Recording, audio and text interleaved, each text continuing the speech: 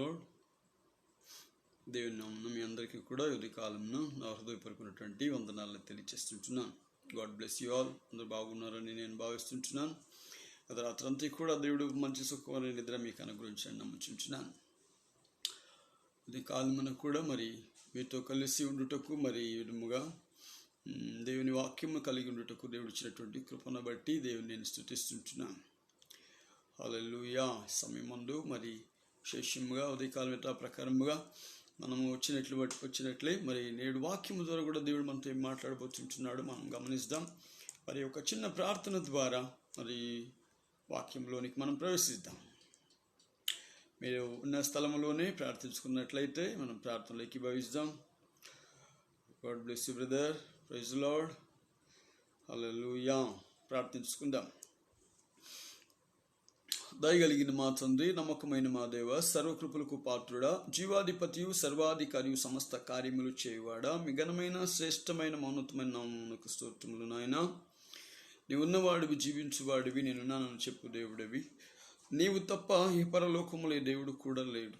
అనాది కాలం నుంచి మా దేవుడివి, మా రాజువి, మా అధిపతివి, మా విమోచకుడివి. మమ్మల్ని నడిపించి మమ్మల్ని పోషించువాడివి, మా దేవుడివి నాయన. గత దినమంతా కూడా మమ్మల్ని కాచి కాపాడినాం. ప్రతి ఒక్కరికి మంచి ఆరోగ్యకరమైన సుఖకరమైన నిద్ర దయచేసినందుకే మేము స్తుతిస్తుంటున్నాం. కీడును అభ్యంతరములు తొలగించిన దేవ, నీ ప్రజలను నాయన మరణ పాశం నుంచి విడిపించి నిత్య జీవములోనికి సజీవులుగా ఉంచిన మహాకృపను బట్టి మేము స్తుతిస్తూ, అయా నూతన దినములో ప్రవేశించుటకు నీ ప్రజలకు ఇచ్చినటువంటి ఆధిక్యతను బట్టి, నీ ప్రేమను బట్టి, నీ కృపను బట్టి, నీ వాత్సల్యతను బట్టి, నీ కనికరమును బట్టి మీ నామను గణపరుస్తున్నాం. కనికరింపబడినటువంటి దినములో, అయ్యా ఆయుష్కాలం పొడిగింపబడినటువంటి దినములో నీ సన్నిధానమున కనిపించుకున్నట్లు మీరు అనుగ్రహించినటువంటి గొప్ప కృపను బట్టి మీకు స్తోత్రములు నాయన. ఆన్లైన్లో వచ్చిన ప్రతి బిడ్డను దీవించము, ఆశీర్వదించండి. సత్యదేవ, సమయం ముందు కూడా నేడు వాక్యము ద్వారా మాతో ఏమి మాట్లాడనుచున్నారు అయ్యా మీరు మాయం పొందండి. అయ్యా మాట్లాడి దాసు మిసులు సాటను మరుగుపరచండి. మీ దాసుని సంపూర్ణముగా నాయన అయ్యా నిష్ప్రయోజకుని చేసి మీరు మాట్లాడవలసిగా కోర్చు. నన్ను తగ్గించుకొని మీ నామను హెచ్చిస్తూ మీ ప్రియకుమారుడును నా రక్షకుడైన యేసయ్య పరిశుద్ధ నామమున కృతజ్ఞతా వందనములతో స్తుతించి ప్రార్థించి అడిగి పొంది ఉన్నాం తండ్రి. ఆమేన్. ఆమేన్. హల్లెలూయా. God bless you all. దేవుడు మిమ్మల్ని అందరినీ కూడా దీవించునుగాక. ఈ సమయమందు మరి వాక్యములోనికి మనం ప్రవేశించేకి పూర్వం ఒక మాటని మనం చదువుకుందాం. పరిశుద్ధ గ్రంథములోని ఒక మాటని మనం చదువుకొని వాక్య భాగంలోనికి మనం ప్రవేశిస్తాం.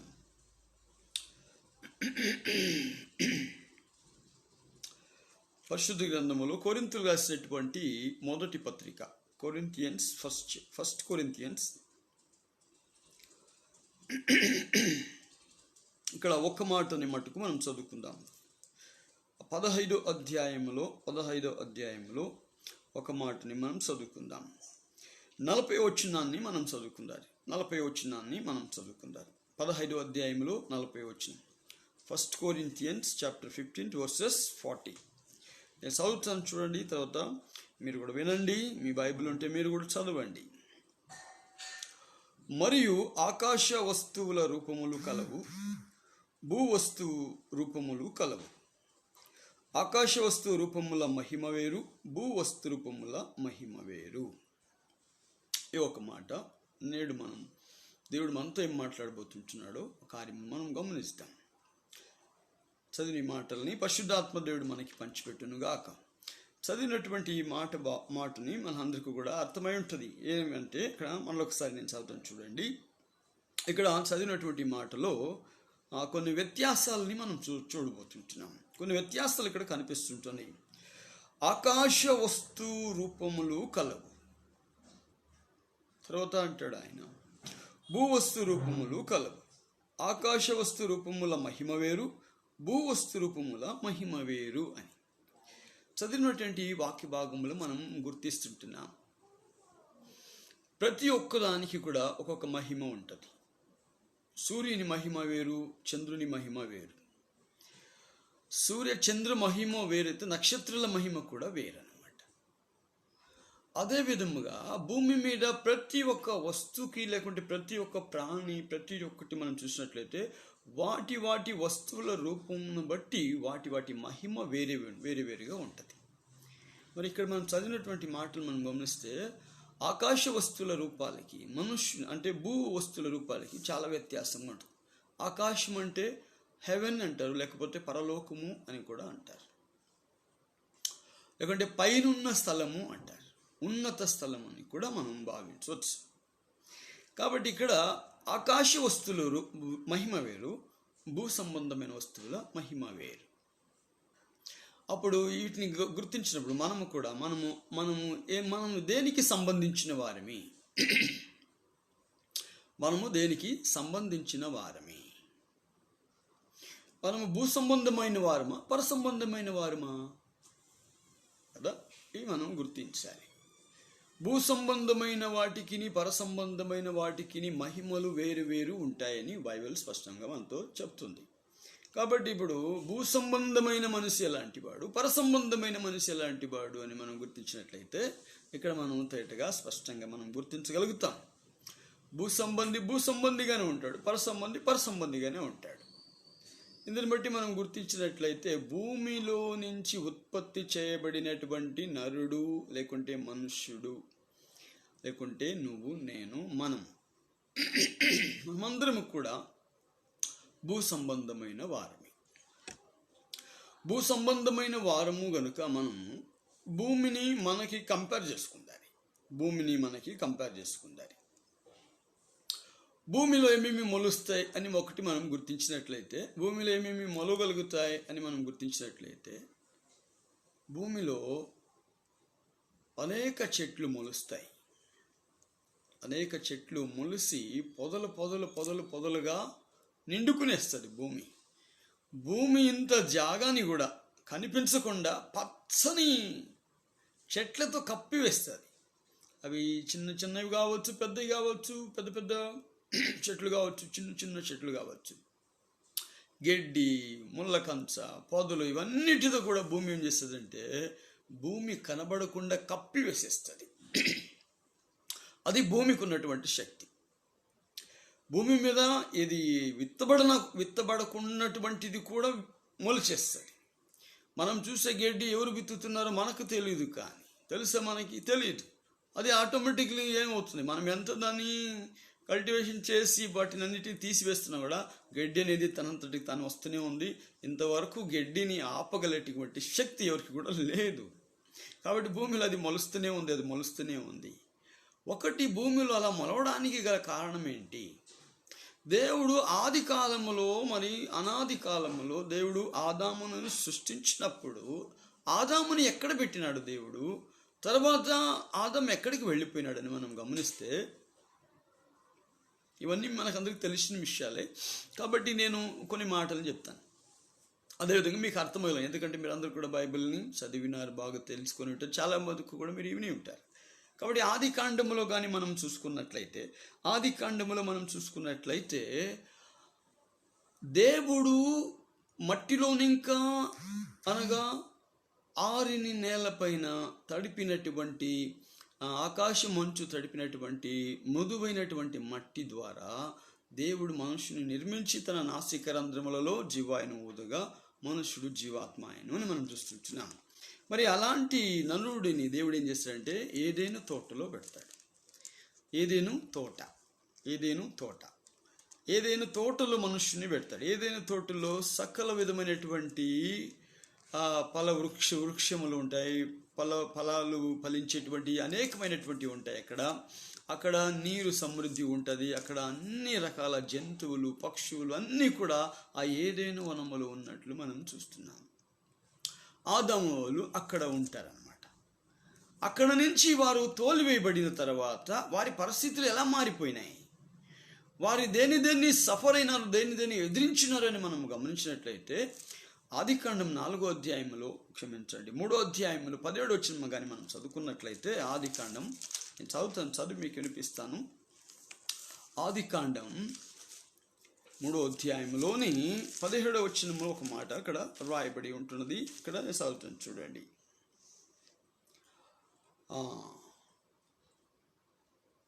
ఆయన ఆదాముతో, నీవు నీ భార్య మాట విని తినవద్దని నేను నీకు ఆజ్ఞాపించిన వృక్ష ఫలమును తింటివి గనుక నీ నిమిత్తము నేల శపింపబడి ఉన్నది.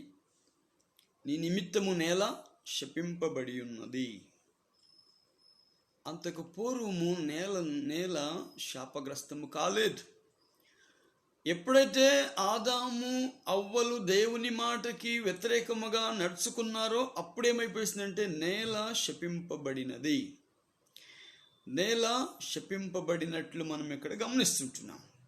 అప్పుడు అంటున్నాడు, ఆయన ఏమంటున్నాడు, ప్రయాసముతోనే నీవు బ్రతుకు దినములన్నీ దాని పంట తిందువు. హల్లెలూయా. దేని పంట? భూమి పంట ప్రయాసముతోనే తిండు. ఏదైనా తోటలో ఉన్నప్పుడు దేవుని కుమార్తెగా ఉన్నటువంటి ఆదాము అవ్వలు మట్టి నుంచి నిర్మించబడిన వారై ఉన్నప్పటికీ సైతము కూడా దేవుని కుమారుడుగా అంటే దేవుని పిల్లలుగా ఉన్నటువంటి వారు ఎప్పుడైతే దేవునికి అవిధేయులైనారో అప్పుడేమైపోయిందంటే అక్కడ నుంచి వారు త్రోసివేయబడినారు, అక్కడ నుంచి వారు తిరస్కరించబడినారు. కనుక ఆ ఏదైనా తోట నుంచి వారు ఏమైపోయిందంటే వెలివేయబడినారు. ఎలా వెలివేయబడుచుంటున్నారు? శపింపబడిన వారిగా ఎప్పుడైతే వెలివేయబడుతుంటున్నారో వారి నిమిత్తమై ఏ నేలని ఇంకా దేవుడు మనుషుని తీసినాడో ఆ నేలని దేవుడు శపించినందున మనుషుడు కష్టముతోనే ప్రయాసముతోనే ఏమైపోయిందంటే బ్రతుకు దినములన్నీ కూడా పంటని ఇప్పటికి కూడా తింటూనే ఉన్నాడు.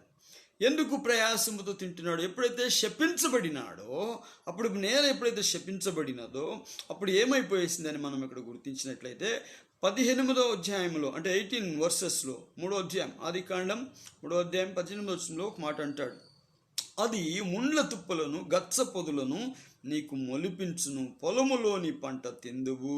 హల్లెలూయా. నీవు తిరిగి నేలకు చేరేంత వరకు కూడా నీ ముఖపు చెమట కాచి ఆహారము తిందువు. ఏలయనగా నేల నుండి నీవు తీయబడితివి, నీవు మన్నే గనుక తిరిగి మన్నైపోదు అని చెప్పాను. హల్లెలూయా. అనగా మనుష్యుడు చేసినటువంటి అవిధేయత ద్వారా, మనుష్యుడు చేసినటువంటి దేవునికి విరోధమైన కార్యముల ద్వారా మనుష్యుడు మట్టుకు శాపగ్రస్తుడు కాకుండా నేల కూడా ఏ నేల మీద నుంచి తీయబడినాడో, ఏ నేల నుంచి నిర్మింపబడినాడో అదే నేలని దేవుడు శపించినాడు. ఎందుకంటే మనుషుడు మట్టి ఉన్నాడు, మరి భూమి కూడా మట్టి కలిగి ఉంటున్నది. కనుక ఆ మట్టిలోనికి వచ్చినటువంటి ఆ మనుష్యుడు ఎప్పుడైతే దేవునికి కోపం రేపించినాడో అప్పుడు భూమి కూడా శపింపబడినది. కనుకనే ఎప్పుడైతే భూమి శపింపబడినదో అప్పుడు ముండ్ల తుప్పలను గచ్చ పొదలను మొలవడానికి ఆరంభించినట్లు మనం చూస్తుంటున్నాం. మనుష్యుడు చేసినటువంటి అవిధేయత ద్వారా నేల శపించబడినది, శరీరమును కూడా శపించబడినది. ఆత్మ వేరు, శరీరము వేరు. ఆత్మ యొక్క ఆలోచనలు వేరు, శరీరం యొక్క ఆలోచనలు వేరు. ఒకటికి పొత్తు కుదరడము లేకుండా వేసింది. ఆనాడు మనుష్యుడు ఎప్పుడైతే దేవుని చేతను ఇంకా శపించబడినాడో అప్పటి నుంచి ఇప్పటి వరకు కూడా మనుష్యుడు కేవలము శాపగ్రస్తుడుగానే కనిపిస్తుంటున్నాడు. మనుష్యునిలో కాసేపు ఉన్నటువంటి బుద్ధి కాసేపు ఉండదు, కాసేపు ఉన్నటువంటి సంతోషం కాసేపు ఉండదు, కాసేపు ఉండేటువంటి ఆశీర్వాదము కొన్ని రోజులు ఉంటుంది, కొన్ని రోజులు ఉండదు. కొన్ని రోజులు నీతిమంతుడుగా ఉంటాడు, కొన్ని రోజులు నీతిని తప్పిపోతూ ఉంటాడు. కొన్ని రోజులు పరిశుద్ధుడుగా ఉంటాడు, కొన్ని రోజులు పరిశుద్ధత లేకుండా పోతా ఉంటాడు. కారణం ఏంటి? శపించబడిన వాడు. చూడండి, ప్రకృతిని మీరు చూస్తుంటున్నారు. మీరు చూడని ప్రకృతి అంటే ఏది కూడా లేదు. కొంతమంది వ్యవసాయకులు చేసేటువంటి వారు కూడా ఏం చేస్తారంటే తమ పొలములో వారు ఎంత నీట్గా దాన్ని కలుపు తీసి దాన్ని రాళ్ళు రప్పులు ముళ్ళ కంచ పొదలు అవి ఇవన్నీ తీసి కూడా భూమిని నునుపుగా అనగా చూడడానికి అందంగా దాన్ని చేసి విత్తనములు విత్తినా కూడా మధ్యలో ఏమవుతుంది? పనికిరాని చెట్లు, పనికిరాని గడ్డి, పనికిరానిటువంటివి మొలుస్తూనే ఉంటున్నాయి. ఎందుకు మొలుస్తుంటున్నాయి? దీని పరమార్థం ఏంటి అంటే, శపింపబడిన నేల నుంచి మనిషికి ఆయాసాన్ని పుట్టించేటువంటివి. నేను ఎంత క్లీన్ చేసినా కూడా, ఎంత కలుపు తీసినా కూడా, ఎంత శుద్ధి చేసినా కూడా ఈ భూమి ఏం మొలిపిస్తుంటున్నది? పనికిరాని అవి మొలిపిస్తూనే ఉంటుంది. కనుక మనుషుడు ప్రయాసముతోనే, ఆయాసముతోనే, కష్టముతోనే చెమట నీళ్లు కారుస్తుంటున్నాడు. ఇది మనం గమనిస్తుంటున్నాం. ఎన్నోసార్లు కూడా రైతు అనుకుంటాడు, ఈ భూమి ఎందుకు కొన్నానో, ఎంత క్లీన్ చేసినా కూడా ఏమవుతుంది? అటు పోయి వచ్చే లోపల ఏదో ఒకటి మొలిచేస్తుంది నాయన.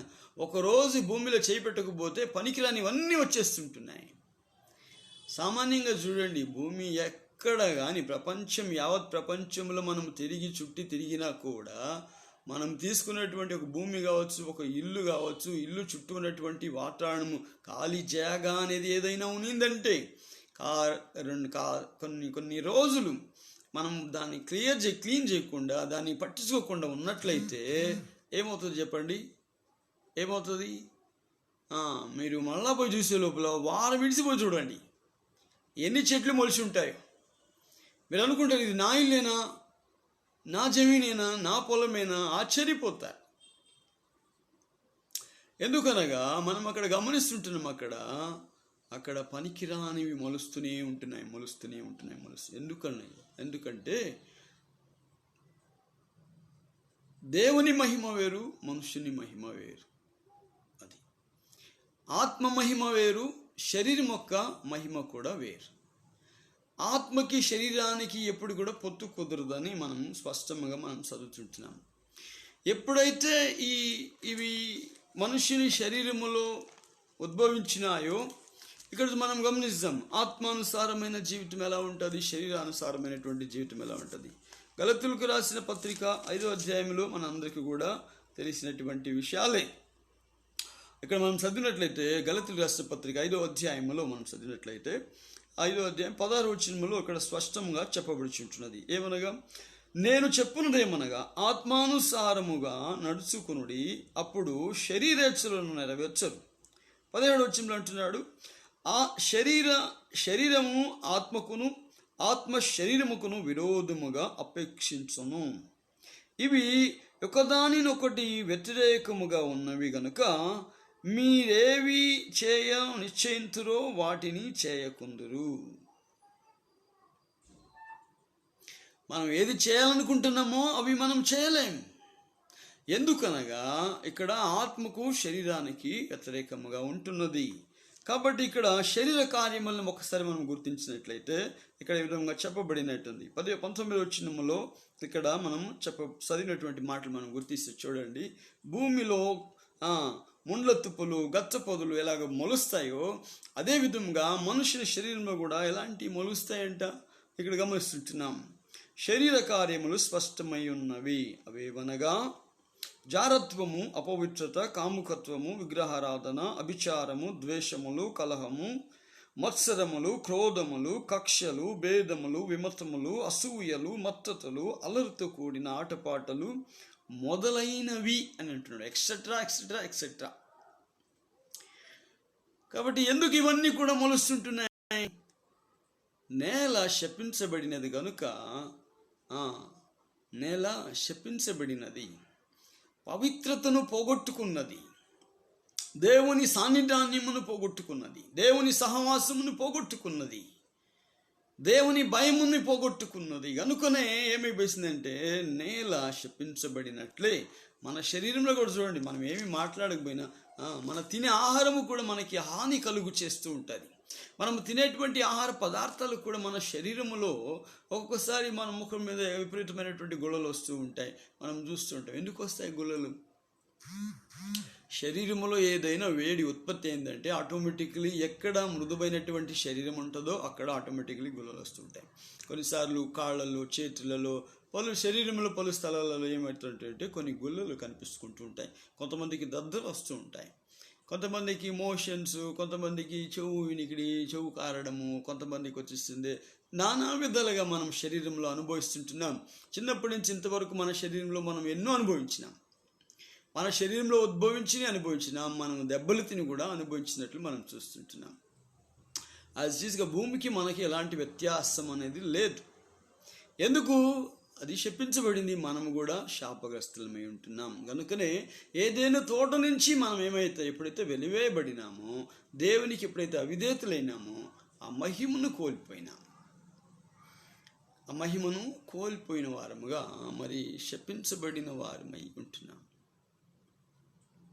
కనుకనే మనలో ఆవేశము, కోపము, ఉద్వేగము, క్రోధము, మత్సరత, అసూయ, పనికిరాని ఇవన్నీ కూడా మనలో ఏమవుతుంటున్నామంటే మనకు తెలియకుండానే మనలో వచ్చేస్తుంటున్నాయి. కోపం వచ్చినప్పుడు ఒకసారి మనం మాట్లాడేటప్పుడు మన నాలుకని మనమే అనుకుంటాం, అరే నేను మాట్లాడుతున్నానా, ఇలాంటి మాటలు మాట్లాడుతుంటున్నానా, ఎలా వచ్చిన ఈ మాటలు, నేను మాట్లాడలేదే అనుకొని మనం ఎన్నోసార్లు కూడా ఆవేశంలో మాట్లాడినటువంటి మాటలను గుర్తించుకొని మనం యోచన చేస్తూ ఉంటాం.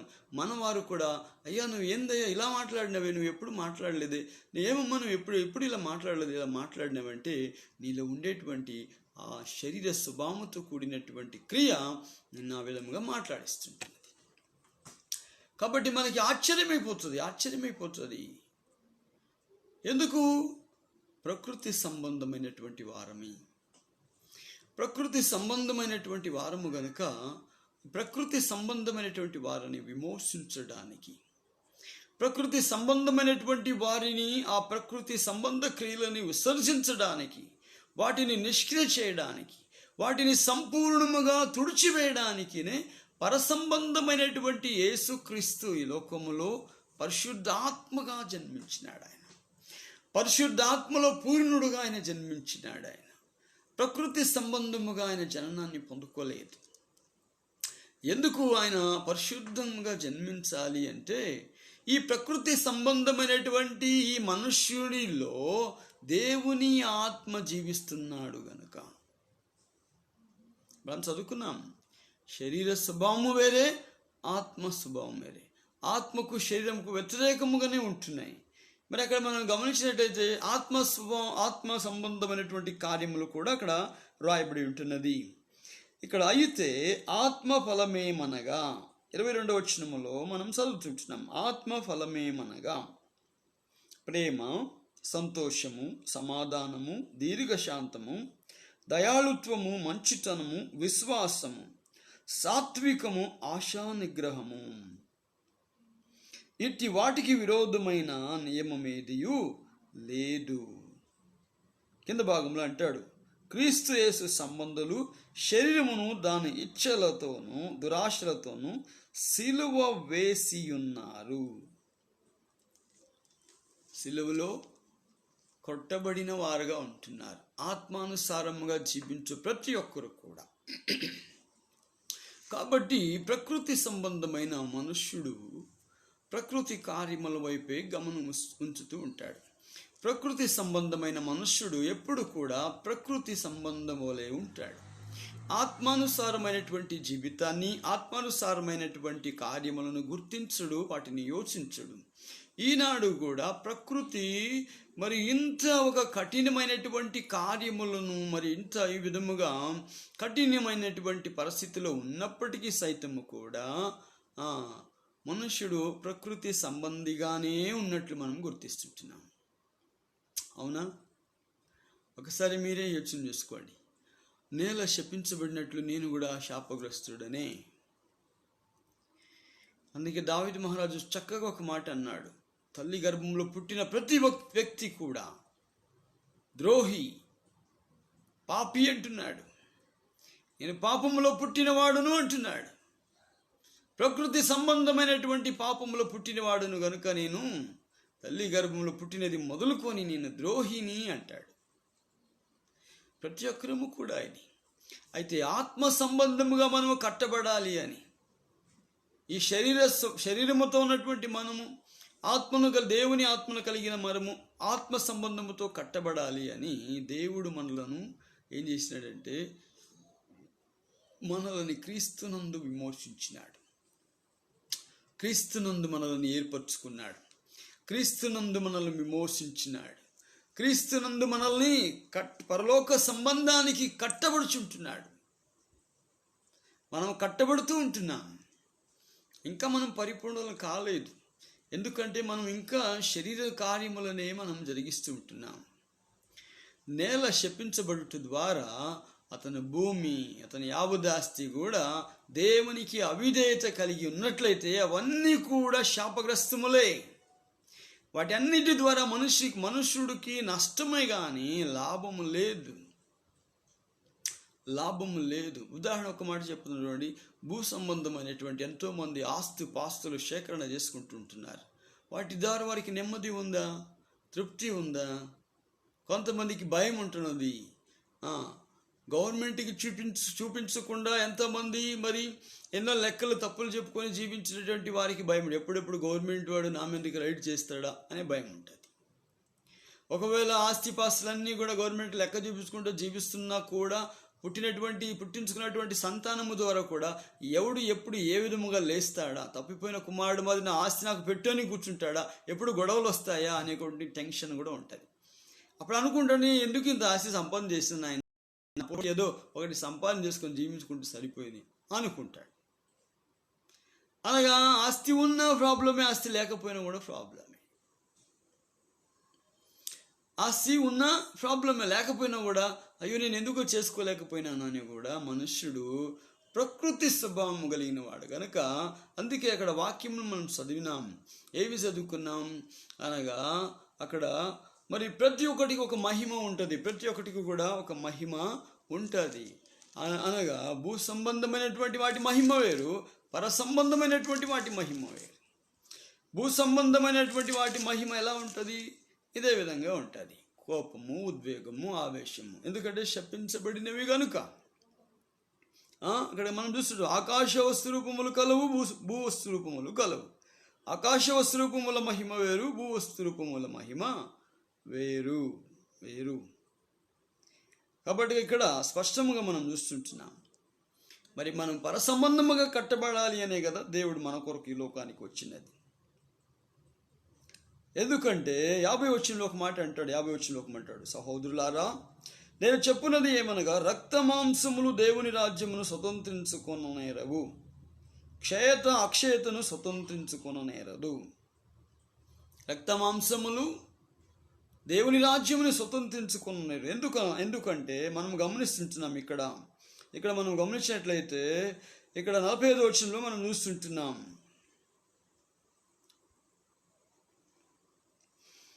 ఆదాము ఇందు విషయమై ఆదామును మొదటి మనుషుడు జీవించు ప్రాణి ఆయనని వ్రాయబడినది. కడపటి ఆదాము జీవింపజేయు ఆత్మ ఆయనని మనం చూస్తున్నాం. ఎందుకు?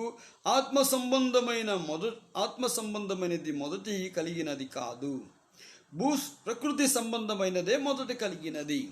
అనగా మొదట మన శరీరము భూమిలోని ఇంకా అనగా ప్రకృతి సంబంధముగా మనము వెత్తబడినాం, ప్రకృతి సంబంధముగా మనమంటే నిర్మింపబడినాం కనుక మొదట మనము శరీర స్వభావం కలిగిన వారంగానే ఉంటున్నాం. మనము జన్మించేది కూడా శరీర స్వభావములోనే జన్మిస్తుంటున్నాం. శరీర స్వభావములు పుట్టినటువంటి ప్రతి బిడ్డ కూడా తల్లి ఒక పేగు ద్వారా లేకుంటే తల్లికి ఉన్నటువంటి ఆ సంబంధం బిడ్డకి ఎలా ఉంటుందంటే ఆ పేగు అనగా తల్లి గర్భము ధరించినప్పుడు ఆ పేగు ద్వారానే తల్లి గర్భంలో ఉన్నన్ని రోజులు కూడా ఏం చేస్తాడు? జీవిస్తూ ఉంటాడు. ఆ పేగులు ఎప్పుడైతే కట్ చేసి బయట పడేస్తాడు చూడండి, అప్పుడేమైపోతుంది? అతడు మృతదేహము, ఆ బిడ్డ మృతదేహం. అందుకే కేకలు వేయాలి, బిడ్డ పుట్టిన వెంటనే కేకలు వేయాలి, లేకపోతే వెంటనే తీసుకుపోయింది బిడ్డని ఏం చేస్తారంటే పెడతారు.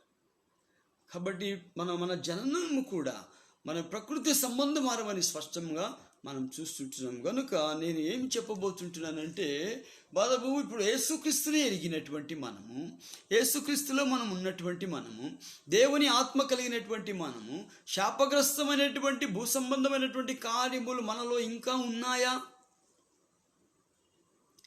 దుర్దినములు, ఉపద్రవ దినములు, ప్రకృతి యావత్తు కూడా ఏమి సంభవిస్తుందో తెలియని స్థితిలో మనం ఉంటున్నాము కనుక ఇంకా మనం శరీరాన్ని అనుసరించి జీవిస్తుంటున్నామా? శరీర కార్యములు నెరవేరుస్తూ ఉంటున్నామా? శరీరానికి లోబడి ఉంటున్నామా? శరీరమును ప్రేమిస్తుంటున్నామా? ఎలా ప్రేమిస్తుంటున్నాము? చాలామంది కూడా శరీరాన్నే ప్రేమిస్తారు, ఆత్మను ప్రేమించరు. నేను అందుకే ప్రతి ఒక్కరికి కూడా హెచ్చరిస్తూనే ఉంటాను, ఇప్పుడు కూడా హెచ్చరిస్తుంటాను. ఎవరైనా కొత్తగా చూసేవారైనా కూడా వినేవారు కూడా ఇది గుర్తుంచుకోవాలి. ఎందుకంటే మన శరీరానికి ఏమి ఇస్తాం? మంచి ఆహారము, మంచి వస్త్రములు, మంచి ఇల్లు, మంచి పర్ఫ్యూమ్స్, ఇవన్నీ కూడా మనం ఇస్తూ ఉంటాం. కానీ 70-80 సంవత్సరాల ఒక్క జీవించే శరీరానికి అన్నీ చూస్తాం, ప్రయాసపడుతూనే ఉంటాం. అయితే దేవుడు ఇస్తుంటున్నాడు. వారి నిద్రించుచుండగా కీర్తన అనేటువంటి గ్రంథంలో మనం చదువుతాం. దేవుడు వారు నిద్రించుచుండగా 127 కీర్తనలు మనం చూస్తుంటాం. వారు నిద్రించుచుండగా 3వ వచనం చెప్పబడింది, వారికి దేవుడు ఇస్తుంటున్నాడు. మరి ఆత్మకు మనం ఏమి ఇస్తుంటున్నాం?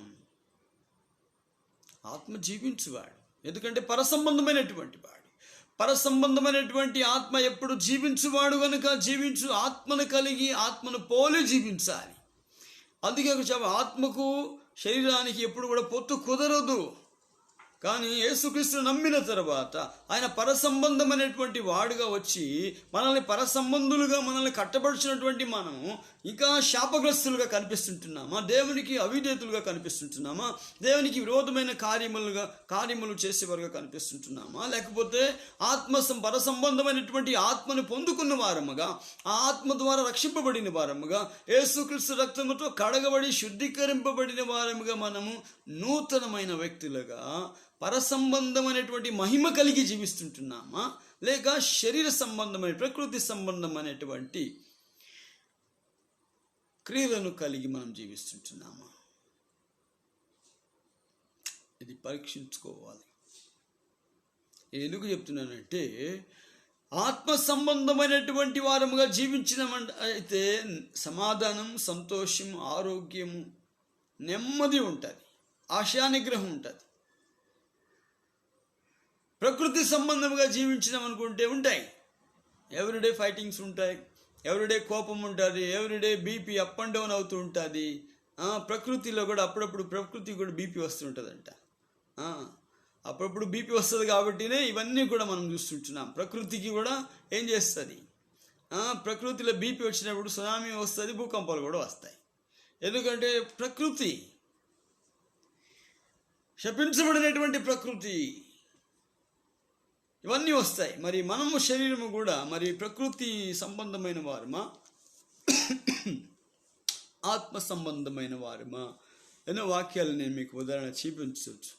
భూమి మీద ప్రసంగి అంటాడు, సొలొమోను రాజు అంటాడు, భూమి మీద మనుషుని ప్రయాసము కేవలము వ్యర్థము అంటాడు. నేను అన్నిటిని పరీక్షించి చూసినాను, భూమి మీద ఏది కూడా కాదు అంటాడు. మరి ఏంది నాయన భూమి మీద అంటే ఆయన ఒక మాట అంటాడు. ప్రసంగి చదువుదాం చూడండి, ఆఖరికి మాట చదువుకొని వాక్య భాగాన్ని మనం ముగించుకుందాం. ప్రసంగి రాసేటువంటి గ్రంథములో మనం గమనించినట్లయితే ప్రసంగి ఏం చెప్తుంటున్నాడా మనం గుర్తిస్తాం. ఒక్క మాటని మనము గుర్తించువారముగా ఉందాం. ప్రసంగి రాసినటువంటి గ్రంథములో ప్రసంగి ఏం చెప్తున్నాడు? ఆఖరి అధ్యాయంలోని మనం ఒక మాట చదువుకుందాం. అనగా 12వ అధ్యాయంలో 14వ వచనాన్ని మనం లేకపోతే 13వ వచనాన్ని నుంచి చదువుతాను చూడండి. ప్రసంగి రాసినటువంటి గ్రంథములో అనగా 12వ అధ్యాయంలో ఒక మాట చదువుతాను వినండి. ఒక మాట ఆయన కూడా హెచ్చరిస్తున్నాడు. 1వ వచనంలో హెచ్చరిస్తుంటున్నాడు. దుర్దినములు రాకముందే ఇప్పుడు వీటి యందు నాకు సంతోషము లేదని నువ్వు చెప్పు సంవత్సరములు రాకముందే అంటున్నాడు. ఏవి? దుర్దినములు రాకముందే ఇప్పుడు వీటి యందు నాకు సంతోషము లేదని నువ్వు చెప్పు సంవత్సరములు రాకముందే. ఏం చేయాలంట? ఇలాంటి ఉపద్రవ దినాల్లో ఉంటున్నాం. ఇంకా ముందుకి ఇంకా బీభత్సమైనటువంటి దినాలు కూడా రావచ్చు. అలాంటి దినాలు రాకముందే, ఆఖరి దినాలు రాకముందే ఈ ప్రకృతి యావత్తు కూడా విమోచనం కొరకు ఏదైతే ఎదురు చూస్తుంటుందో, మనుష్యుల విమోచనం కొరకు అనగా దేవుని ఆత్మ కలిగిన వారి ఒక విమోచనని చూడాలని అతి ఆసక్తితో ఎదురు చూస్తూ ఉంటున్నదో, మూలుగుతూ ఉంటున్నది భూమి అని కూడా మనము అపోస్తలుడైన పౌలు చెప్పినట్టు మనం వింటున్నాం. అలాంటి దినములు రాకముందే మనం ఏమి చేయాలి అంటే ఆయన అంటాడు, ఇహమందు ఇదంతయు వినిన తరువాత 13 వచ్చిందండి, 12 అధ్యాయంలో 13 ప్రసంగి, ఇదంతయు వినిన తరువాత తేలిన ఫలితార్థం ఇదే అంటాడు. ప్రపంచములైన అన్నిటిని కూడా రుచి చూసిన, అన్నిటితో సంభాషించిన అన్నిటిని కూడా పరీక్షించి తెలుసుకున్నాను. ప్రపంచములో సొలొమోనుకు రాజు కలిగినటువంటి జ్ఞానము ఇంతవరకు కూడా ఎవరికి లేదండి. ఆయన ప్రతి పుష్పముతో కూడా మాట్లాడేవాడు, ప్రతి చీమతో కూడా మాట్లాడేటువంటి వాడు. వాటి భావాలని వాటిని రీడింగ్ చేసేవాడు అంటే వాటిని గమనించి బాగా తెలుసుకునేవాడు, వాటి భావములను మాటల్లో తెలియజేసేటువంటి వాడు సొలొమోను రాజు. మరి ఆయన అంటాడు, ఇదంతయు వినిన తరువాత తేలిన ఫలితార్థం ఇదే అంటాడు.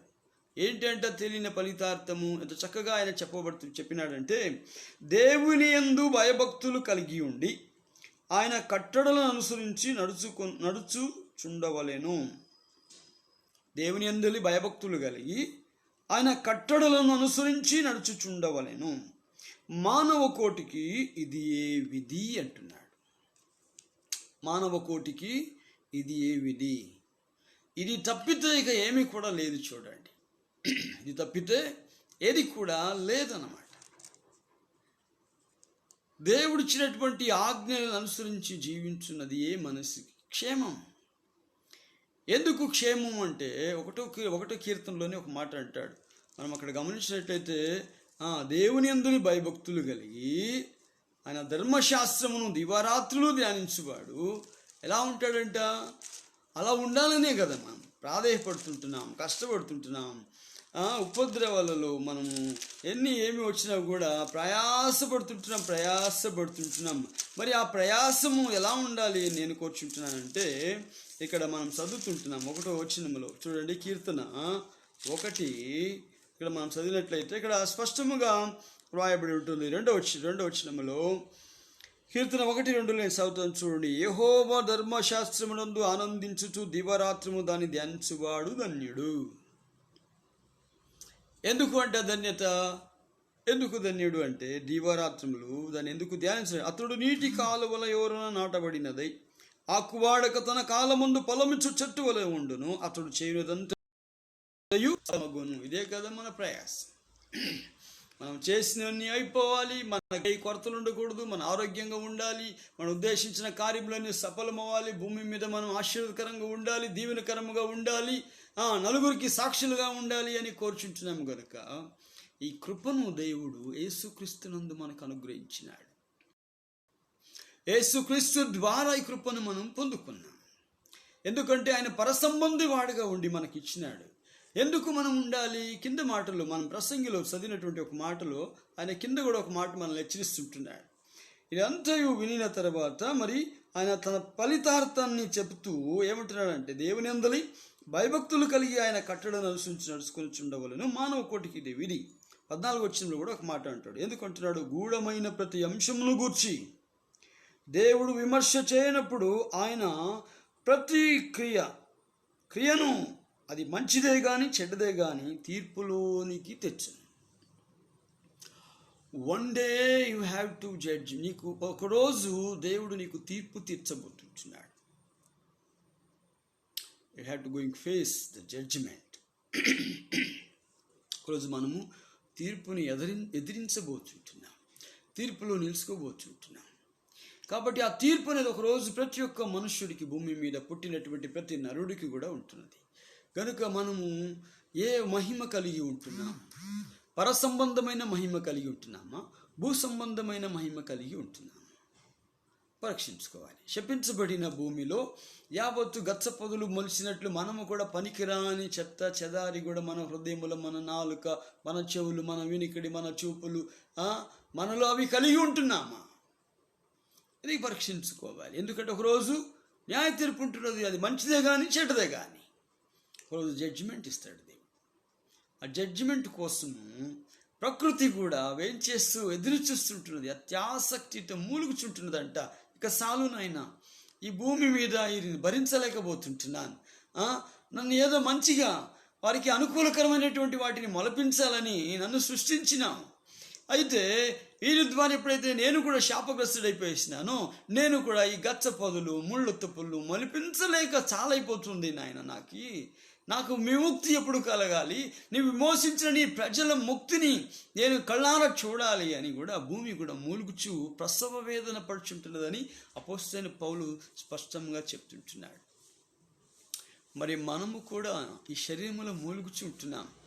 నాకు ఎప్పుడు నాయన ముక్తి, నాకు ఎప్పుడు నాయన విముక్తి అని మనము కూడా మూలుగుచుంటున్నామేమో. మరి సమయం ముందు నా సహోదరుడు, నా సహోదరి, యేసుక్రీస్తు ద్వారా విమోచింపబడిన మనము, యేసుక్రీస్తు ద్వారా స్వతంత్రమైనటువంటి మనము, ఆయన రక్తంతో కడగబడిన వారమై పరసంబంధమైన ఆత్మ సంబంధం కలిగినటువంటి మనము ఉదయకాలమున మనం ఎలా ఉంటున్నాం? ఈరోజు చాలామంది కూడా ఉపవాసాలు ఉండబోతుంటున్నారు. దేవునితో సహవాసము కలగబోతుంటున్నారు. దేవునితో సహవాసము దేవునితో ఐక్యతలో మరి ప్రవేశించడానికి ఏం చేస్తుంటున్నారంటే, వీరందరూ కూడా ఏం చేస్తుంటున్నారంట, తమ ప్రాణాత్మ దేహములను ఆయాసపరుచుకొనబోచుంటున్నారు. మరి ఎలా, ఏ విధముగా ఆయాసపరుచుకొని దేవుని సన్నిధానంలో కనబడబోచుంటున్నారు? శుక్రవారం అంటే ప్రతి ఒక్కరికి పండుగ, ఎందుకంటే ఈరోజు ఉపవాస దినము అనేటువంటిది కదండి. మరి ఎలా, ఏ విధముగా తమ సమయమును గడపబోచుంటున్నారు అనేది గుర్తించుకోవాలి. కనుక నేను చెప్పేటువంటి మాటలు ఏంటంటే, మనము ఆత్మ సంబంధముగా, దేవుని ఆత్మ కలిగిన వారముగా, విమోచింపబడిన వారముగా మనం ఉంటున్నాము. క్రీస్తు మనలను విమోచించి ఉంటున్నాడు. పరసంబంధుల వలె మనల్ని ఆయన విమోచించి ఉంటున్నాడు. మనలో ఉండేటువంటి అక్షయత అనేటువంటి మహిమను తీసివేసి ఆయన పరసంబంధమైనటువంటి మహిమను మనకు అనుగ్రహించి ఉంటున్నాడు. కనుక మరి మనము శరీరానుసారముగా జీవిస్తుంటున్నామా, ఆత్మానుసారముగా జీవిస్తుంటున్నామా? 48వ వచనంలో మనం చదువుతుంటున్న ఒక మాట చదివి నేను వాక్య భాగాన్ని ముగిస్తాను. 1 కొరింథీయులకు రాసిన పత్రిక 15వ అధ్యాయంలో 48వ వచనంలో ఒక మాట చదువుతుంటున్నాం. ఇక్కడ ఏమని రాయబడిందంటే, మొదటి మనుష్యుడు భూ సంబంధి అయి మంటి నుండి పుట్టినవాడు, రెండవ మనుష్యుడు పరలోకము నుండి వచ్చినవాడు. కనుక 48లో కూడా ఈ విధంగా 47 నుంచి చదివినానండి. మంటి నుండి పుట్టినవాడు ఎట్టివాడు, మట్టి నుండి పుట్టిన వాడును అట్టివారే. మరి పరలోక సంబంధి ఎట్టివాడో పరలోక సంబంధులు అట్టివారే. క్రీస్తు ద్వారా మరి మనము ఈ అక్షయతను పొందుకొని ఉంటున్నాం, ఈ మహిమను మనం పొందుకొని ఉంటున్నాం. అక్షయత అనగా అది నశించిపోవన్నది, అది ఎప్పుడు కూడా జీవించుతూనే ఉంటుంది అన్నమాట. మరి క్షయమైపోయేటువంటి ఈ శరీరములను దేవుడు అక్షయతలోనికి మార్చాడు. అనగా ఇప్పుడు మన మహిమ వేరు. మనం ఇప్పుడు భూ సంబంధమైన మహిమ కలిగిన వారము కాదు, ఇప్పుడు పరసంబంధమైన మహిమ కలిగిన వారముగా ఉంటున్నాం. మరి పరసంబంధమైన ఆలోచనలు, పరసంబంధమైనటువంటి పాటలు, పరసంబంధమైనటువంటి కార్యముల పైన మనం మనస్సు ఉంచాలి. కనుక మనము దేవుని సంబంధులము కనుక దేవుని పోలికలో ఉండాలని వాక్యం మనల్ని హెచ్చరిస్తుంటుంది. మరి గచ్చపొదలు, ముండ్ల తుప్పులు మనలో ఉన్నాయేమో, వాటిని మనం పరీక్షించుకోవాలి. అవి మనకి నష్టాన్ని కలుగు చేస్తాయి. మనకే కాదు, మన పరివారాన్ని, మన యావదాస్తిని కూడా నష్టాన్ని కలుగు చేస్తాయి. కాబట్టి శపించబడిన వారమైనటువంటి మనలను దేవుడు విమోచించినాడు. తన ప్రియ కుమారుడైనటువంటి యేసుక్రీస్తు ద్వారా మనల్ని విమోచించి తన రాజ్యానికి వారసత్తులుగా మనల్ని చేసి ఆత్మ సంబంధమైన వారిగా మన మహిమను మార్చినాడు ఆయన. ప్రకృతి సంబంధములో నుంచి మనము దాటి ఇప్పుడు ఆత్మ సంబంధములోనికి ప్రవేశించిన వారు. శాపములోని ఇంకా మనము ఏమైపోయినామంటే, శాపగ్రస్తులుగా ఉన్నటువంటి మనలను శాపగ్రస్తు అయినటువంటి యేసుక్రీస్తు ద్వారా, అనగా సిలువలో ఆయన శాపగ్రస్తుడై మనలను నిత్య జీవములోనికి, మన ఆశీర్వాదములోనికి నడిపింపబడినాడు. కనుక మనము అనుదినము కూడా ఆత్మ సంబంధమైన వారముగా కట్టబడుచు ఉండాలి. కనుక ప్రతి ఒక్క రోజు కూడా మనము ప్రకృతి సంబంధమైన మనుషుడు నేను కాదు, ఎందుకంటే ప్రకృతిని దేవుడు శపించినాడు. అది ఆది ఆదాముడు చేసినటువంటి అవిధేయత ద్వారా అది శపించబడినది. కనుక ఇప్పుడు నేను కడపటి ఆదామైనటువంటి యేసుక్రీస్తు ద్వారా నేను ఆ శాపముని ఆయన కాల్చి రక్తము ద్వారా కొట్టివేయబడి ఉంటుంది. కనుక ఇప్పుడు నేను శరీర సంబంధిని కాదు, నేను ఇప్పుడు ఆత్మ సంబంధిని. అనగా నా మహిమ వేరే ఉంటున్నది, నా స్థానమానాలు వేరే ఉంటున్నాయి అని ప్రతిరోజు కూడా మనం గుర్తించే వారముగా ఉండాలని ఈ వాక్యము ద్వారా పరిశుద్ధాత్మ దేవుడు మనల్ని హెచ్చరిస్తుంటున్నాడు. దుర్దినములు ఉంటున్నాం. దుర్దినములు రాకముందే, ఈ దినములందు నాకు సంతోషము లేదు అని చెప్పు దినములు రాకముందే దేవుని యందు మనము భయభక్తులు కలిగి ఉన్నట్లయితే ఆకువాడుక తన కాలమందు ఫలమిచ్చు చెట్టు వలె నీటి ఓరన నాటబడిన వారముగా మనం ఉంటాం. అది ఏ కాలమైనా కూడా సరే, ఎలాంటి పరిస్థితులైనా కూడా సరే, మనము ఆ విధముగా నీటి కాలువన ఓరన నాటబడిన చెట్టు వలె మనం ఉంటాం. అనగా యేసుక్రీస్తులో మనం ఉండి దేవుని మహిమను అనుభవిస్తూ ఉంటామనేది దాని సాదృశ్యం. కాబట్టి అలా దేవుడు మిమ్మల్ని ఉదయకాలమున మరి ప్రకృతి సంబంధము ఏదైనా ఉంటే దాన్ని తీసివేసి ఆత్మ సంబంధమైనటువంటి పర సంబంధమైనటువంటి వారుగా దేవుడు మిమ్మల్ని దీవించు, ఆశీర్వదించి మీరు ఆ విధంగా కట్టబడాలి అని కోర్చు ఈ వాక్యాన్ని నేను ముగిస్తుంటున్నాను. ప్రార్థన చేసుకుందామండి. విన్న వాక్యమును బట్టి పరిశుద్ధాత్మ దేవుడు మీ హృదయంలో కట్టి ఫలింపచేసి ఇంకా మిమ్మల్ని బలపరచునుగాక. మరి ఈరోజు మధ్యాహ్నము మరి సంఘస్థులు కూడా మరి మధ్యాహ్నం 12 గంటల నుంచి 1 గంట వరకు ఉపవాస ప్రార్థన లైవ్లో ఉంటుంది. తర్వాత కూడా మరి 3 గంటలకి, అనగా 2 గంటల నుంచి 3 గంటల వరకు కూడా 1 గంట సేపు మరి అనేకులు కూడా ప్రార్థన చేసుకునే వారికి కూడా లైవ్లో ప్రార్థన చేయబడుతుంది. కాబట్టి ఆ విధంగా ప్రార్థన ఆసక్తి కలిగిన వారు, ప్రార్థన విజ్ఞాపములు ఉంటే దయతో మీరు మరి కామెంట్ చేయండి, లేకుంటే బాక్స్లో తెలియచేయండి. మరి మీ కొరకు మేము ప్రార్థన చేస్తాం. కాబట్టి మీరు ముందుగా కూడా మీ ప్రేయర్ రిక్వెస్ట్ని చెప్పుకున్నా కూడా సరే, మరి వాటి గురించి మేము ప్రార్థన ఆ సమయంలో మేము మీ పేర్లు చెప్పి మీ సమస్యలను బట్టి ప్రార్థించడానికి ఈరోజు మరి ఉపవాసముతో మరి దేవుని సన్నిధానములో ఆ సమయముని గడుపుచుంటున్నాము. కనుక దేవుడిచ్చిన ప్రేరేపణ కొలది మరి మీరందరూ కూడా ప్రార్థించాలి, ప్రార్థనలు ఏకీభవించండి. మరి ప్రార్థించుకునేటువంటి మీ ప్రేయర్ రిక్వెస్ట్లు కూడా మీరు సెండ్ చేయాలని మీకు మనం చేస్తుంటున్నాం. God bless you all. మరి ప్రార్థన చేసుకుందాం. దయగలిగిన మా తండ్రి, నమ్మకమైన మా దేవ, సర్వకృపలకు పాత్రుడా, జీవాధిపతియు సర్వాధికారియు సమస్త కార్యములు చేయవాడా, మీ ఘనమైన శ్రేష్టమైన మహోన్నతమైన నామమునికి స్తోత్రములు నాయన. ప్రకృతి సంబంధి అయినటువంటి వ్యక్తిని, పరసంబంధమైన వ్యక్తిని గురించి మాతో మాట్లాడుతూ వచ్చినారు. ఆది మానవుడు అయినటువంటి ఆదాము అయా ప్రకృతి నుంచి తీసిబడిన వాడు కనుక ఎప్పుడైతే దేవునికి అవిధేయుడైనాడో మరి భూమి తనను బట్టి శపించబడినట్లు మేము చూసినాం. మేము కూడా అదే విధముగా నాయన ముండ్ల తుప్పలు, గచ్చ పొదలు ఏ విధంగా భూమి మొలిపిస్తుంటున్నదో అలాంటి ప్రకృతి సంబంధమైనటువంటి కార్యములు కలిగి మేము కూడా నేటి వరకు కూడా జీవిస్తూనే ఉంటున్నాం. ఇది నేడు మాతో స్పష్టంగా మాట్లాడి తెలియచేసినారు. కనుక నాయన మీకు స్తోత్రాలు. యేసుక్రీస్తునందు ఉన్న వారికి ఏ శిక్షా విధి కూడా లేదు అని వాక్యం సెలవిస్తున్నట్లు మరి నా దేవ, మరి ఆ పరసంబంధమైన వారు అని గుర్తింపు చేస్తుంటున్నది. మరి పరసంబంధమైన వారంగా ఉన్నటువంటి మేము శరీరంలో ఉంటున్నాం. మరి శరీర సంబంధమైనటువంటి కార్యములు కూడా మాలో ఉన్నాయా అని నేడు మాతో మమ్మల్ని హెచ్చరించినారు, మమ్మల్ని పరీక్షించినారు. మమ్మల్ని మరొకసారి మీరు పురికొల్పినారు కనుక మీకు స్తోత్రాలు. మరి నా తండ్రి, ఈ ప్రకృతి సంబంధమైనటువంటి వాటి ద్వారా మాకే నష్టమును, దుఃఖమును, వేదన, ఆయాసమును, నాయన ప్రయాసముతో కూడినటువంటి దినములుగానే మేము గతించుచుంటున్నాం. అది ఆత్మ సంబంధమైనది అని మేము చూసినట్లయితే నీటి కాలువ ఎవరన్నా నాటబడిన చెట్టు వలె మేము ఉంటామని కూడా మేము గుర్తించినాం. ఒకరోజు నా ప్రభు తీర్పు ఉంటున్నది, అది మంచిదే కానీ చెడ్డదే కానీ దేవుడు దాన్ని తీర్పులోనికి తీసుకొస్తాడని మేము చూస్తుంటున్నాం. కనుక నాయన అది కాలమున మరి మేము ప్రకృతి సంబంధమైన వారముగా జీవిస్తుంటున్నామా, లేక పరసంబంధమైనటువంటి క్రీస్తును పోలి మేము జీవిస్తుంటున్నామా? ఆత్మ సంబంధముగా కట్టబడిన వారమైనటువంటి మేము శరీర కార్యములను నెరవేర్చుచుంటున్నామా అని మాతో మాట్లాడిన మీ మహాకృపను బట్టి మీకు స్తోత్రాలు తండ్రి. మరి అయా, మరి చదివినటువంటి మాటలు మేము చూస్తుంటున్నాం.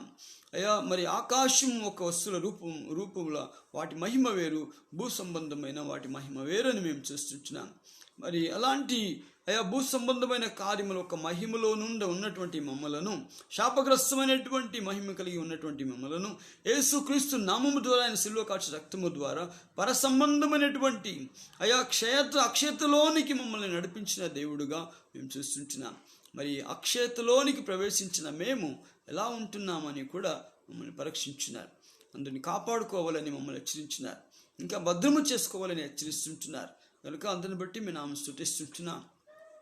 అయ్యా మరి ఈ సమయం వినిపించిన వాక్యం నీరు కట్టి ఫలింపచేసి అభివృద్ధిపరిచి ఈ దినాన ఎంతమంది ఉపవాసం ఉండిపోతుంటారో, ఎంతమంది దేశము కొరకు నాయన అనారోగ్యుల కొరకు, పీడింపబడిచినటువంటి వారి కొరకు, ఆహారము లేని వారి కొరకు, వృద్ధుల కొరకు, నాయన అనేక కార్యములు కలిగినటువంటి బలహీనతల కొరకు ప్రార్థనలు ఏకీభవిస్తున్నటువంటి అయ్యా యావత్ ప్రపంచంలో ఆ దేశంలో ఉన్నటువంటి ప్రతి సేవకులని, ప్రతి కుటుంబాలలో ఉన్నటువంటి ప్రతి విశ్వాసుల్ని కూడా బలపరచండి అయ్యా. వారు ఆత్మ సంబంధముగా ఆరంభించి ఆత్మ సంబంధముగా ప్రార్థన కూడికలను ముగించుకోవాలని ప్రార్థిస్తుంటున్నా. వారికి కావలసిన శక్తిని, బలమును, ఆత్మ కార్యములను నాయన అయ్యా వివేకమగినటువంటి జ్ఞానాత్మతో వారిని నింపమని ప్రార్థిస్తుంటున్నాం. మీరు గొప్ప కార్యములు చేసి మాయం పొందండి నాయన. వినిపించిన వాక్యం నీరు కట్టి ఫలింపచేసి అభాగ్యనన్ను కూడా అయ్యా మరి మీ సన్నిధానంలో మీరు మరుగుపరుచుకున్నందుకు మీ నామం స్తుతిస్తూ, నన్ను తగ్గించుకొని మీ నామం హెచ్చిస్తూ, మీ ప్రియకుమారుడును నా రక్షకుడైన యేసయ్య పరిశుద్ధ నామమున కృతజ్ఞత వందనములతో నాయన స్తుతిస్తూ ప్రార్థిస్తూ లైవ్లో వచ్చిన ప్రతి ఒక్క బిడ్డను దీవించి ఆశీర్వదించండి. ఇక ముందుకు కూడా చూడబోయే వారిని కూడా దీవించి ఆశీర్వదించి మహిమ పొందమని కృతజ్ఞతాస్తుతులతో స్తుతించి ప్రార్థించి అడిగి పొంది ఉన్నాం తండ్రి. ఆమేన్. ఆమేన్. May God bless you all. దేవుడు మిమ్మల్ని అందరినీ దీవించి ఆశీర్వదించును గాక. హల్లెలూయా. Praise the Lord. Praise the lord.